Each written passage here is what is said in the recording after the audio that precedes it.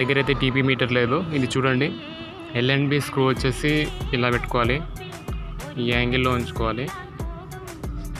అంటే ఎగ్జాక్ట్గా మనకు ఒక్కొక్క లొకేషన్లో ఒక్కొక్క మాదిరిగా వస్తుంది ఇది స్క్రూ యాంగిల్. నాకైతే -59 ఏమో చూపించింది ఆన్లైన్లో. అది నేను ఎలా చూసాను అంటే శాటిలైట్ ఫైండర్ అనే ఒక అప్లికేషన్ ఉంటుంది గూగుల్ ప్లే స్టోర్లో. అందులో ఇది వచ్చేసి నాకు -59 ఏమో చూపించింది. నేనైతే 15 సెట్ చేసుకున్నాను.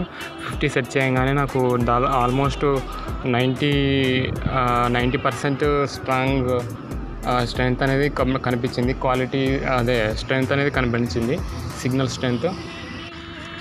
ఇది వచ్చేసి సెట్టింగ్ వచ్చేసి ఈ స్క్రూ వచ్చేసి 45 degreesలో ఉండేటట్లు పెట్టుకున్నాను నేను.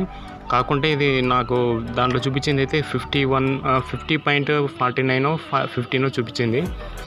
కాకుంటే నాకు సిగ్నల్ అక్కడ అందలేదు కరెక్ట్గా ఎగ్జాక్ట్గా. ఎందుకు అందలేదంటే ఇక్కడ ఇది కట్ అయిపోయింది కాబట్టి ఇది జాయింట్ వేసినందుకు ఈ ప్లాస్టిక్ హబ్ ఉంటుంది కదా, ఇది లింక్ అయి ఉంటుంది.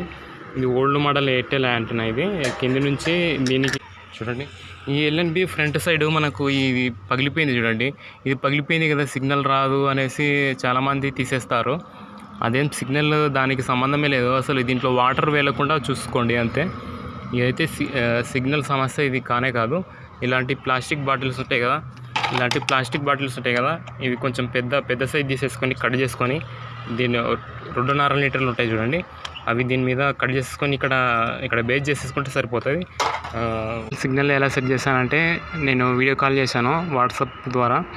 తర్వాత ఒక మొబైల్ ఇంట్లో వదిలేసి ఇంకో మొబైల్ నేను పైకప్పు మీదకి తెచ్చేసుకున్న తర్వాత ఫస్ట్ నేను సెట్ చేసింది ఏంటంటే టీపీ సెట్ చేశాను. MPEG-4 box side right side నిదానంగా కొంచెం జరుపుకుంటూ ఉండండి.